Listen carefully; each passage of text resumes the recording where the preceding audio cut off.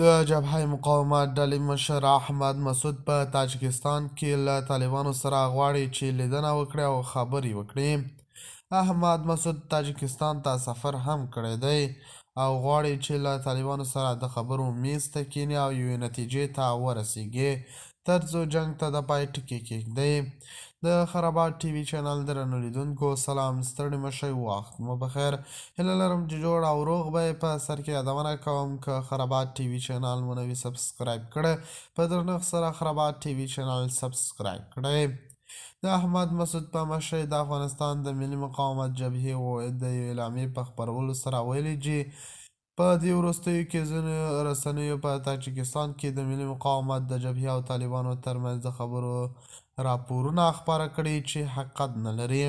په دې اعلامیه کې دا هم ویل شوي چې د ملي مقاومت جبهې تل باثباته، رښتینې او باعزته سوله د هېواد د ستونزو د حل لپاره اساسي لاره ګڼي، خو ادعا یې کړې چې د طالبانو ډله د تیر په څیر په خبرو او سولې باور نه لري او په زور د خپل ناروا واک په دوام ټینګار کوي چې د هرې ورځې په تیریدو سره د سیمې او نړۍ لپاره د دې ډلې بدل شکله څېره روښانه کېږي.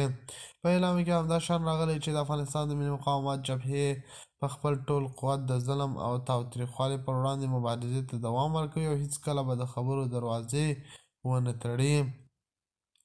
طالب چارواکو تر اوسه د افغانستان د ملي مقاومت جبهې سره د احتمالاً خبرو اترو په اړه څه نه دي ویلي او نه یې هم د دې خبرو ته غبرګون ښودلی دی. طالبانو ویلي هر څوک کولی شي پرته له کم اندېښنې هېواد ته راستون شي. طالبانو ویلي دي چې په افغانستان کې به د دغه پخواني نظام سیاسي مشرانو ته په دغه نظام کې ځای ورنه کول شي. د خرابات ټي وي چینل درنو لیدونکو دا و زموږ ته د مهال چمتو کړی خبر. د نورو خبرونو لپاره خرابات ټي وي چینل په درنښت سره سبسکرایب کړئ. د الله په امان تر بیا ښې چارې.